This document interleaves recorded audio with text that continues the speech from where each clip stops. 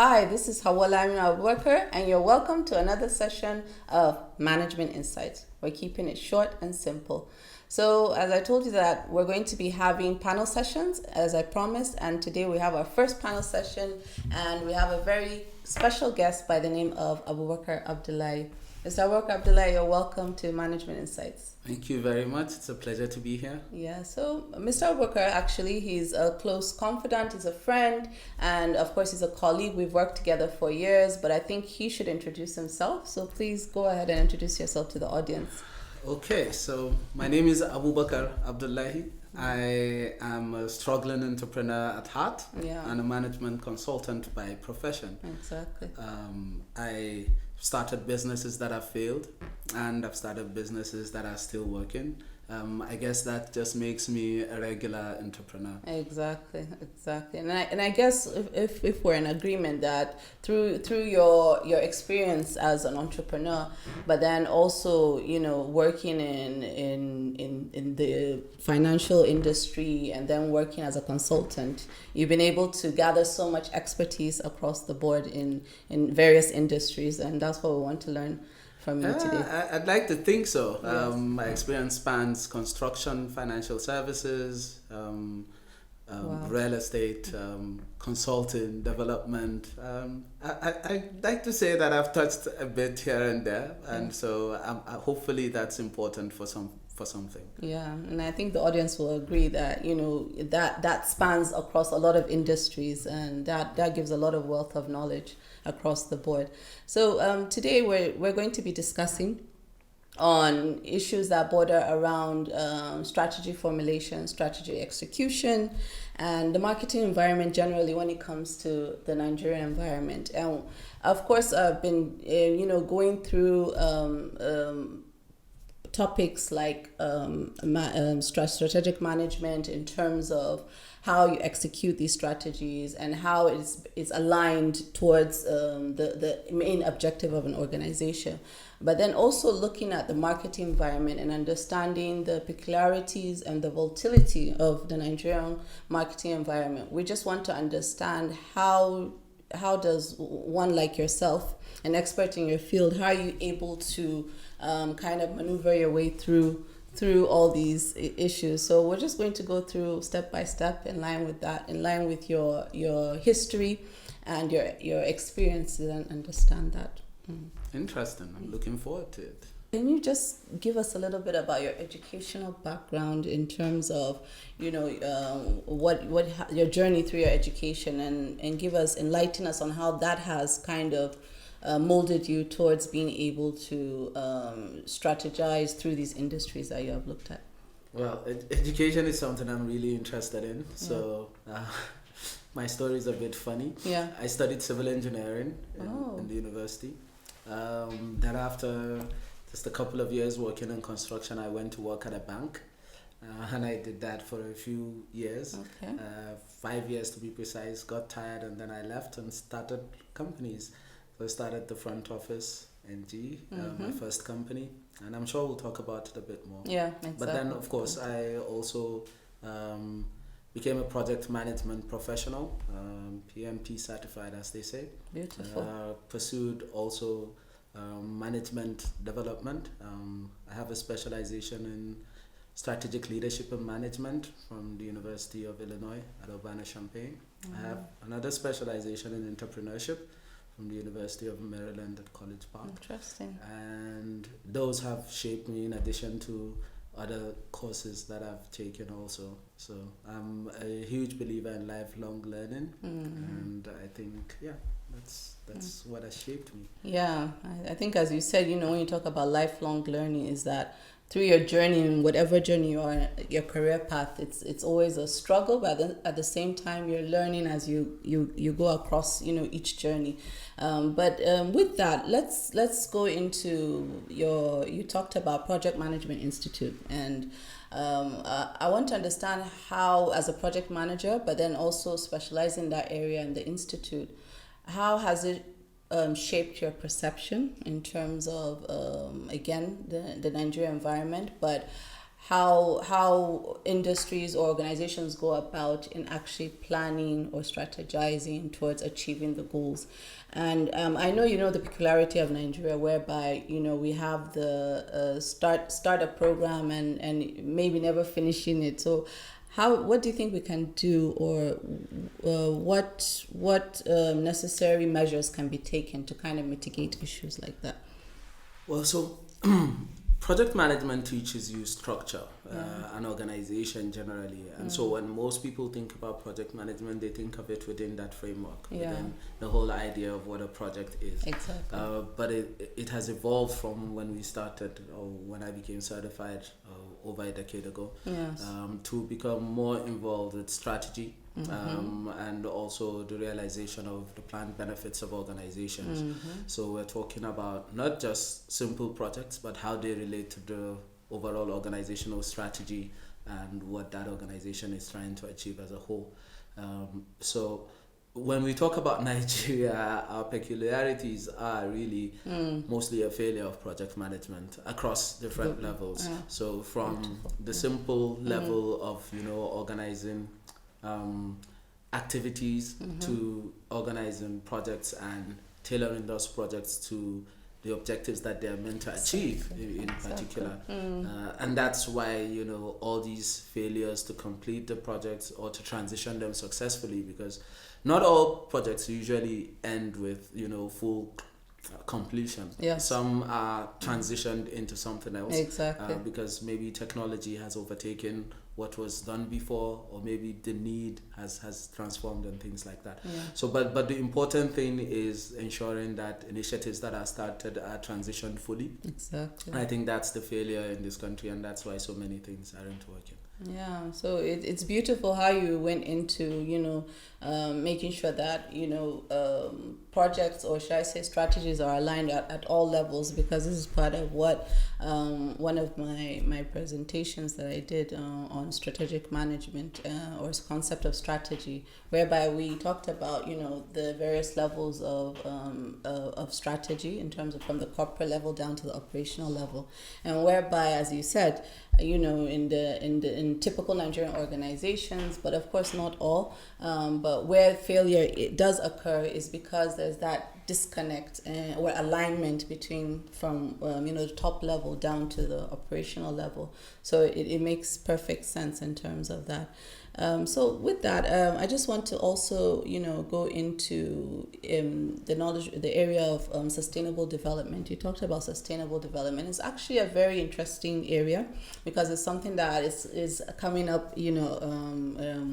It's something that's coming up, in the world in terms of sustainability and how you're able to sustain or manage, situations, especially with the volatility that we see across the board, economically, socially, and things like that, and even technology in itself. So, how has the area of sustainable development, in terms of your expertise in that, how has it shaped, the way in which you go about in pursuing your activities in terms of consultancy and other things? So the basic concept of sustainable development is that scarce resources need to be replenished at some point, right? So take, for example, you start with a piece of land. You're in agriculture and you're cultivating. Land is, of course, not it's replaceable, right? But it's also scarce, because it's finite. There's a limit to the amount of land you have in a particular place at any particular period of time. And so the whole idea of sustainable development, when it comes into that, is to ensuring that you use it, but also allow some of the resources for the future. Not just for even generations that are too far away, but so that after you use it this year, the next year, the year after that, it's still available for use. Available for the generation. And so that idea of sustainable development comes into businesses and into everything that you can think of. So businesses have finite resources, be it human capital or the resources that they tap from the environment, or even money, which is usually the most important resource in business, right? And so ensuring that that continues to circulate, that the shareholders are taken care of in an ethical way that ensures that also it doesn't harm the other users of the space is critical. So in our line of business and in consultancy, usually when we help businesses structure their strategies and their plans, we keep that at the back of our mind, that these resources that they may either use or that they may need to be used are finite, and there has to be a complete plan for replenishing those resources. Okay, so it's more about organizations having the ability to know how to basically sustain the resources that they have available to themselves, so that it is used, longer term, and so that at the end of the day, other generations or organizations are able to continuously, should I say, utilize these resources as best as possible. Sometimes it's not even the organizations themselves. Sometimes it's the competitors. Sometimes it's the people living within the environment where the organizations operate. So if you think about businesses in oil and gas, for example, extraction will usually, if not contained, affect other ecosystems like fishery, as we've seen in Nigeria's Niger Delta and things like that. Other times it's in the production of the resources that you make. So you can think of a tire company, for example, rubber. Sometimes you can see the number of tires that are dumped at landfills that are not usable again, but they're also taking space, and then they take years and years, sometimes centuries, to actually sustain those. So how do you sustain those as part of your production processes and things productive. like that? Okay, nice. So I've learned something today with that. But with that, I also want to just dabble into, here I see that you've completed a course in international organization management and change global economy. But with that, in line with that, how has that updated you in terms of the market environment globally and of course nationally or internationally? So, the reason why education for me is a lifelong process is that you can learn something in a totally different field and you will not see the interrelationship until something comes up. That's true. There are things that if you didn't know before, you will not apply it to your business. So a key example is, like you've mentioned, changing global affairs, right? And simple things like power dynamics between countries and how that then affects how tariffs are set. You can see how it's affecting it the now, kind of business that you do, right?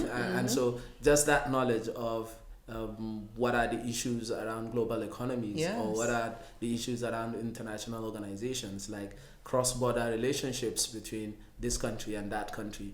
You may be a simple person, for example, farming yam in Nigeria, and you want to sell it, let's say, in the UK. Exactly. But all those other interactions between the countries, whether they're in good terms or not, will affect whether you're able to sell, how you're able to transport the goods from one place to the other. And this is across board. So manufacturing, for example, now is global. Some parts of equipment are manufactured in this part of the world and sold in another part or assembled in another part. And the interplay of all these things and the understanding of how they play, which is what you learn in international organizations management and global affairs, is usually brought down into the strategic decisions that organizations take. And so that's the interplay that helps us to get. Okay, so you've talked about the global environment and looking at, but what of when you talk about the micro or macro environment within Nigeria and how that reflects upon the success and accessibility of most of these businesses, especially small businesses that are just trying to struggle to get through. So as an entrepreneur, as you said, struggling entrepreneur, and trying to not only combat through the market that we find ourselves, that's the market environment, but then others that you've consulted, others that you've been mentoring, because I know you're also a mentor. So how do you find ways to get them through these environmental challenges and difficulties? Well, one of the first things that you have to understand is environments play a key part, whether it's the micro or macro. And usually the micro environment is unique in Nigeria, and that's why people say even for businesses that are thinking of coming into Nigeria, you can have a global strategy, but you have to have a Nigeria strategy. You have to. It doesn't fit into the global strategy in any case. And so the peculiarities of our micro environment, especially for small businesses, is one that there's usually limited protection for ideas. So you start a business, for example, on your street, and within a week there's someone next to you starting the same business, and protections, even if you try to get patents and things like that. One, the knowledge around patents is not complete. Two, the support for actually securing those patents are weak as well. But three, most importantly, is enforceability of the patents. You may even have the rights and everything, but you actually can't enforce because, of course, the system does not support them. So that makes it really difficult to survive in business, because most businesses, as again, we've talked about finite resources, and so finite markets also exist. So you may have done your analysis of how to go into a market thinking that the size of your market is, for example, the size of Abuja, right? And you start the business and you have 10 more competitors. So naturally, that size of Abuja has shrunk by 90%. And so you have what, a 10% size of market to deal with. They've taken the rest of the market share. So all those things really affect how businesses are structured. And so sometimes part of what helps is the ability to grow very fast, to be able to raise capital, and then to grow and protect yourself in that way, so that other players that can come in will usually come in without that kind of because they're not as strong as you. Exactly. But then there's also the problem that even the funded market within Nigeria is still not very mature, let's just say it that way, until recently. And even when the funding comes, you find that it's usually international funding, it's not local. And so all those kind of things come into play when we discuss with young entrepreneurs, and even for ourselves, for some of our businesses that have failed, they've been because some of the things are beyond our control. And so, exactly. I can imagine. And I think when you talk about our youths in terms of entrepreneurship and trying to get through some of these difficulties that you just raised, you tend to see lack of know-how in terms of that, and even the mindset. It plays a big role, because most youth in Nigeria, where they're all focused on getting a job, government work, and so that plays a crucial role. Most people think that funding is the biggest challenge, but we know as experts that that's not the biggest challenge. Someone could have the fundings but still would not be able to scale through. So and we saw a lot of that with some of the funding programs that the government launched in the past. If you remember UWin, I met one of the UWin participants who got, I think, a grant of 10 million back then. And as soon as the money came in, the focus was on securing a warehouse, rather than operating costs and things like that. And when we eventually sat down and had a discussion, looked at the business, they told us that what they really needed was a better understanding of how to structure the resources, and they could have done even better without securing that warehouse with most of the capital that had come in. So I do agree, and that's part of why we started the Imagine Young Entrepreneur Initiative.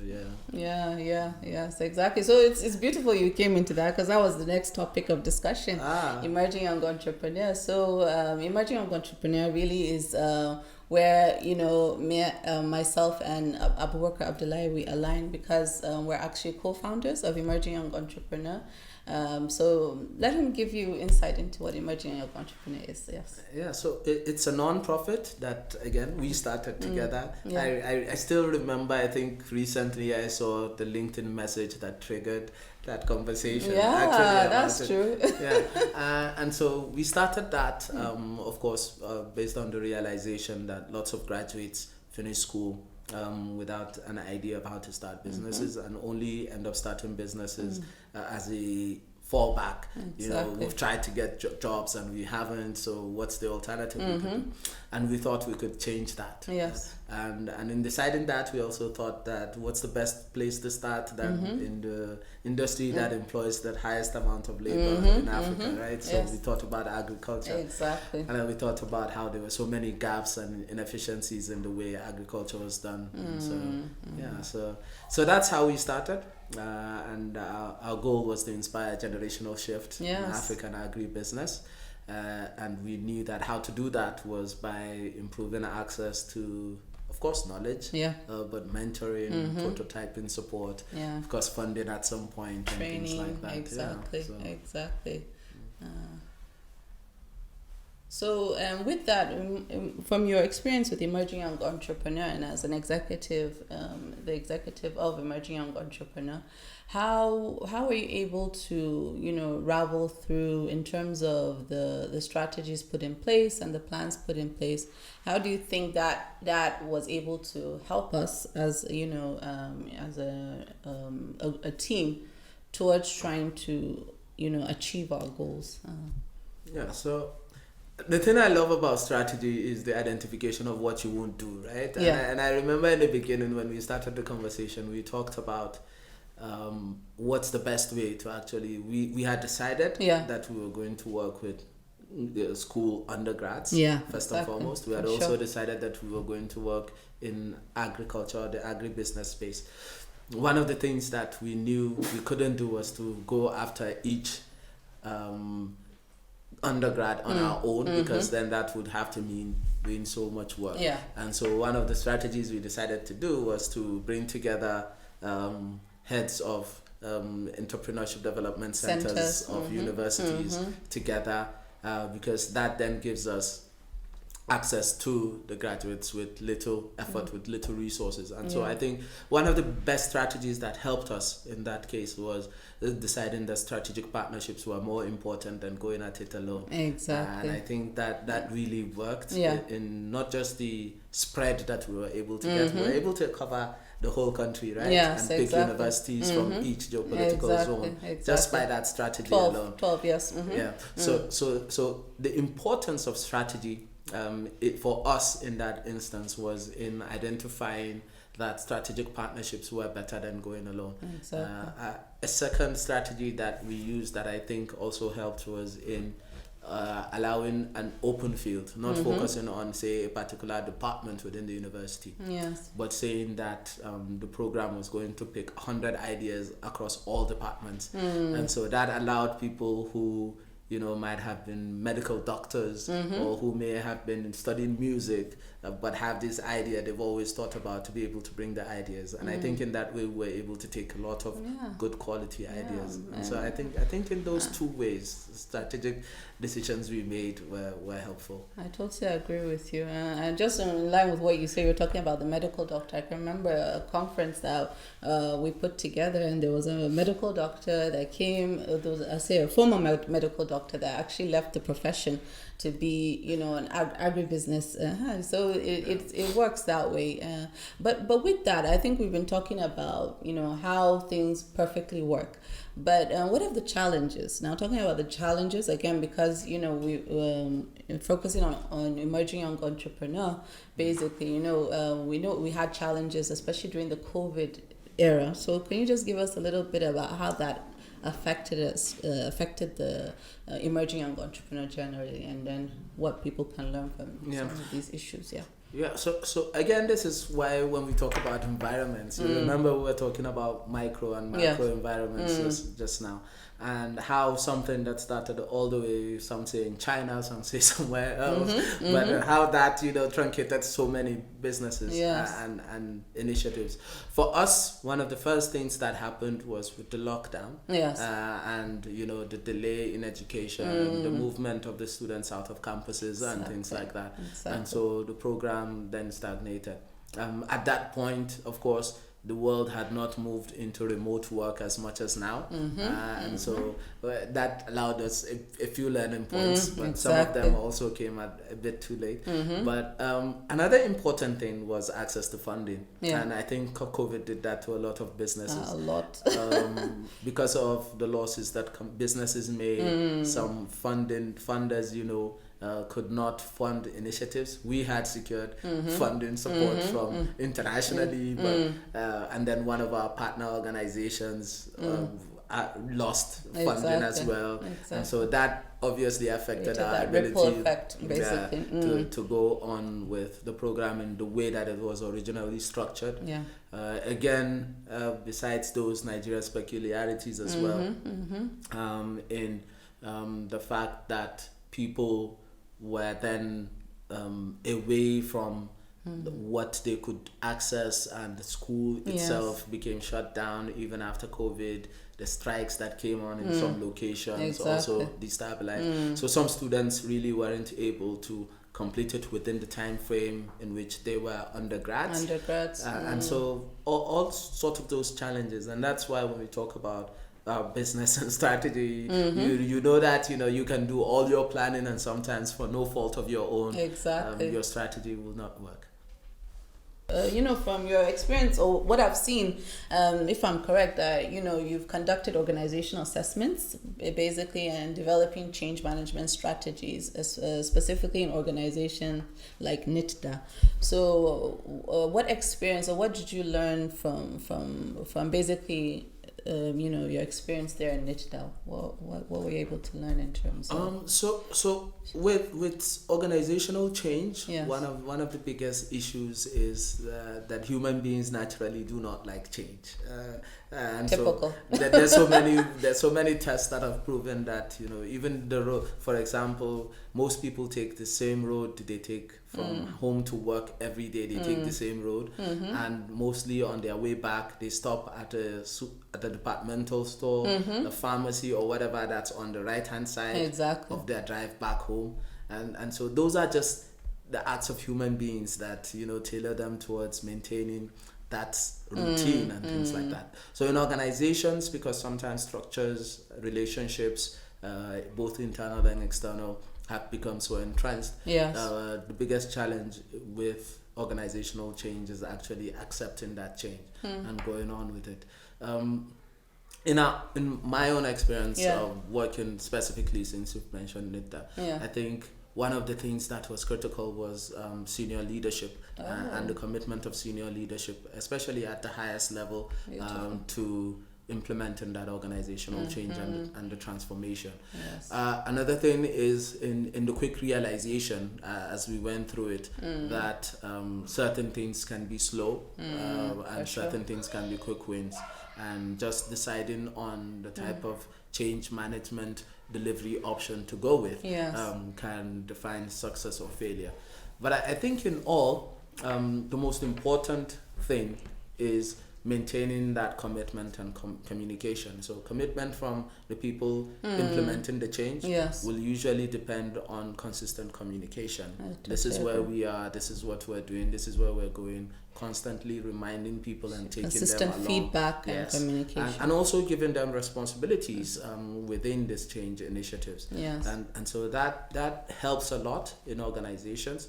But most important, as always, the same challenges that all organizational transformations face, whether in small or big organizations, will usually creep up, which is resistance in the beginning, then better understanding, and then sometimes along the way more acceptance, and then it begins to flow smoothly. That's if all the things that need to be done are put in place, especially with learning and development, and of course facilitation and support for people who probably don't have the capacity for the change. So a simple example is if you're onboarding a new technology and people don't know how to use it, one of the easiest ways to change resistance to support is through training and facilitation, sometimes provision of technology instruments where they didn't have, and things like that, and that can then help smoothing that curve. And so it was a very interesting experience with them. Wow, that's beautiful. That's very interesting because we're always emphasizing on change, resistance to change, as you said, and most times what you see is that employees, due to, as you said, communication and lack of communication, is what brings about that resistance. And once organizations are open to understanding that communication is key, training needs to be consistent, then basically resistance will be mitigated at all costs, and that's just what's important. And I guess when we look at the context of Nigeria, lack of communication we know plays a big role in some of these issues, and that's why change most times change is stagnated due to factors like this. So thank you for that. To close off the session, in terms of, we've been talking about strategy formulation, execution. You emphasized on change management, and then of course exploring the market environment. What do you think are the future trends that us Nigerians need to get on board to be able to navigate through strategically when it comes to organizations? Well, first and foremost, long-term strategic plans don't work anymore. If you build a 5-year strategic plan, you're wasting your time. I'm sorry, but that's the reality. Because of how volatile, uncertain, complex, and true. And ambiguous the environment is. We call that a VUCA world. Because of how complex that is and how dynamic it is.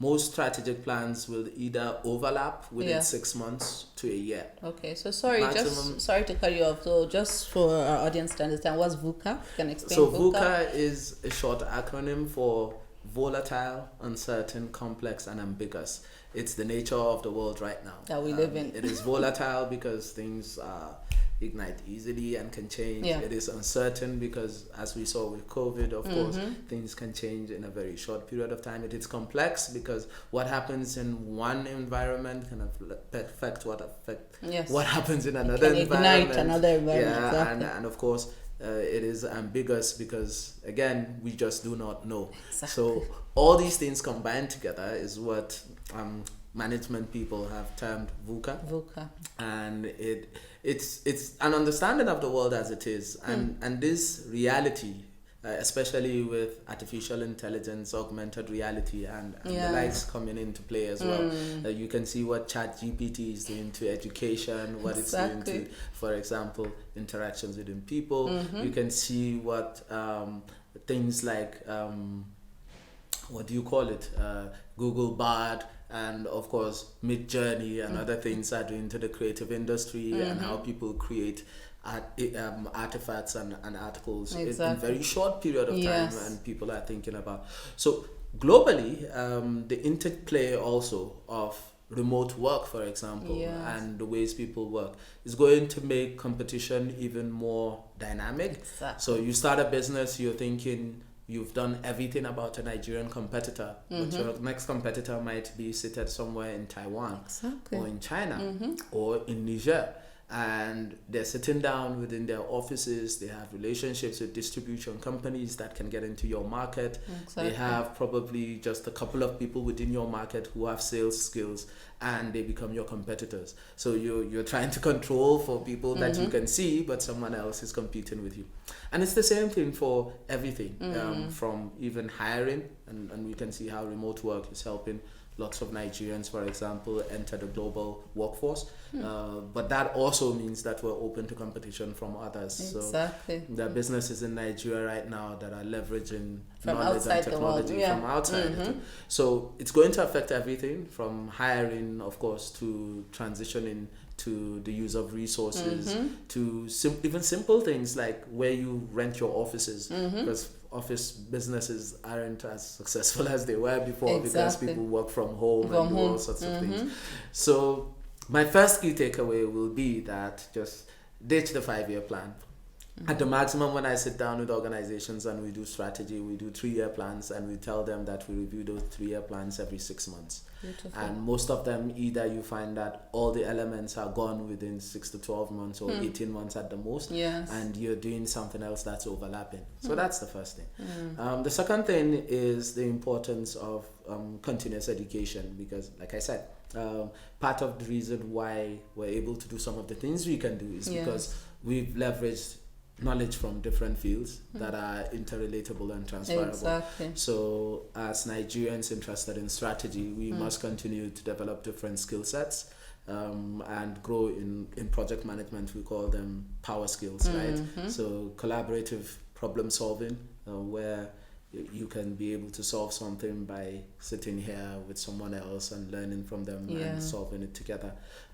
Critical thinking, and all the other elements that form what we call power skills. So both those soft and both hard soft skills. and hard, and so those are going to be critical for the organizations that want to move forward.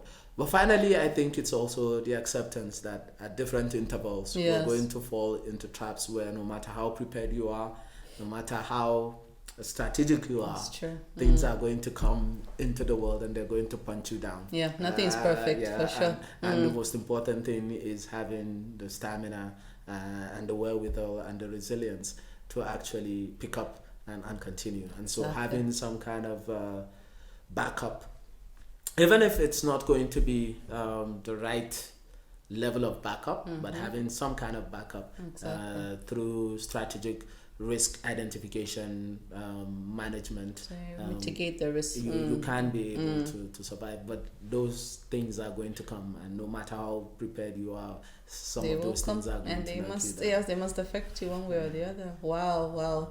Thank you so much for that, Abubakar Abdullahi. I think you've given us a lot for this session, and understanding basically with your wealth of knowledge and expertise, you've been able to provide us, with a background in terms of strategy formulation, in terms of your experience in front office, emerging young entrepreneur, your experience with NITDA, and all that, with your knowledge of experience from Maryland has been able to give you this this bundle of expertise that you've been using, and not only just to consult or to work in organizations, but then also to mentor others. And I think that's very important and plausible, and this helps to make sure that there's succession in what is being done and what is being learned, and hoping that the next generation does even better than what you have done. So we want to thank you so much for joining us in this maiden session. I think you'll agree with me that we've gotten a lot of knowledge and expertise from Abubakar Abdullahi's background and experience, and I want to thank him for being here today. Thank you so much. It's been a pleasure. Thank you very much for having me. Okay, so it's been a pleasure being on Management Insights today.